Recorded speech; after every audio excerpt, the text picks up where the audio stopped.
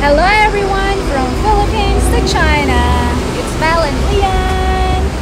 Kinukuha ni Lian yung aming e-bike para aming dalhin itong mga arasaw na galing dito sa restaurant ni Loyi. At dadalhin namin kila mother-in-law para ipakain niya sa kanilang aso and manok. At saka ducks. Yeah, maraming alaga si mother-in-law na mga animals. Hindi nga kami dumaan sa main road kasi medyo may pangamba kami ni Lian na baka mahuli at mamulta dahil pareho kaming walang helmet ni Lian.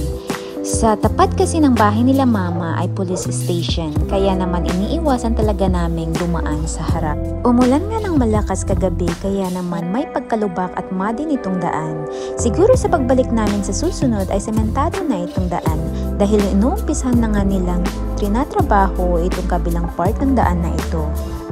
Bumaba nga ako para naman mas komportableng makatawid si Lian ng maayos sa parteng ito at baka kami parehong matumba. Nakarating na nga kami at naabutan namin silang busy. Inuumpisahan na nga ni mama ang pag-preserve ng mushroom na aming nakuha kahapon at sabi niya ay isa ito sa aming babaunin pagbalik namin sa south. Tinulungan ko nga rin siya para matapos ng mas mabilis.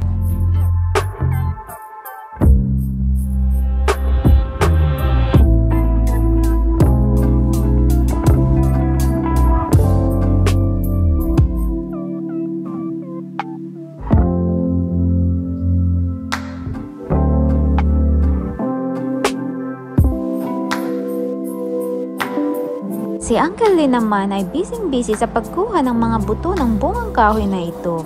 Ngayon ko nga lang nakita ito at di ko nga alam kung anong tawag dito. Kung alam nyo guys ay paki-comment down below. Ang bungang kahoy nga na ito ay ginagawang mantika. Kung bibilhin mo nga ito sa market ay napakamahal. Marami talagang iba't ibang source of oil na pagkukuhanan nila dito. Gaya na din ng peanut or mani na siguradong safe i-consume at healthy pa. Bumalik na nga kami sa restaurant dahil may pinuntahan sila Loyi at Uncle at kami ang pinagbantay saglit. Itong restaurant nga ni Loyi ang pinakamalaking restaurant dito sa town at kadalasan dito nga ginaganap ang malalaking events gaya na lang ng kasalan, birthdays, blowout at iba pa at may second floor pa nga ito. Nakakatuwa nga si Loyi. Ramdam ko talaga ang love at concern nila sa akin. Nagulat nga ako kagabi dahil binilhan niya ako nitong mga chichirya, prutas at iba pang kukut-kutin. Pati na din itong coffee drinks. Alam niya kasi na mahilig ako sa kape sa umaga. At ito lang ang available na benta nila na coffee sa supermarket. At di niya nga alam na may mga dala akong kape. Bumalik na nga sila at galing pala sila sa palengke. Kasi ngayon ang scheduled market day, bumili nga sila ng kanilang mga stocks gaya nitong mga karne. Ang style pala dito tuwing market day ay sa mismong palengke nila kakatayin ang baka at baboy para may pakita na fresh ang kanilang binebentang karne. Nag-hi na nga si Loyi ng aming breakfast. Tuwang-tuwa nga siya kung dito kami kumakain. Minsan kasi nag-aagawa ng mga ibang uncle at auntie ni Lian sa pag-invite sa amin sa pagkain.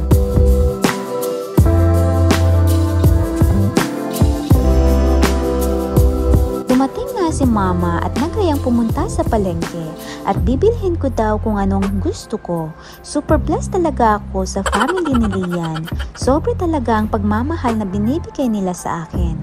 Kaya naman, kahit malayo ang aking pamilya ay pinupunan nila ito at di ko nararamdaman ang pagkalungkot dito.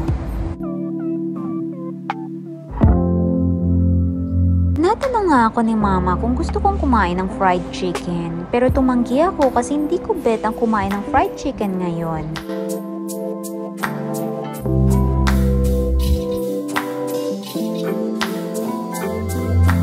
Gusto nga ni Lian bumili ng mixed biscuit dito at kung mapapansin nyo, per kilo ang style ng bayaran. Bagsak presyo nga itong melon na benta nila dito kasi pauwi na itong mga seller kaya kinuha na namin itong dalawang supot. Sabi nga ni Lian sa akin na dito daw siya nagtapos ng elementary sa school na ito. Wow! Pauwi na nga kami at thank you so much for watching guys. See you next time. Bye-bye!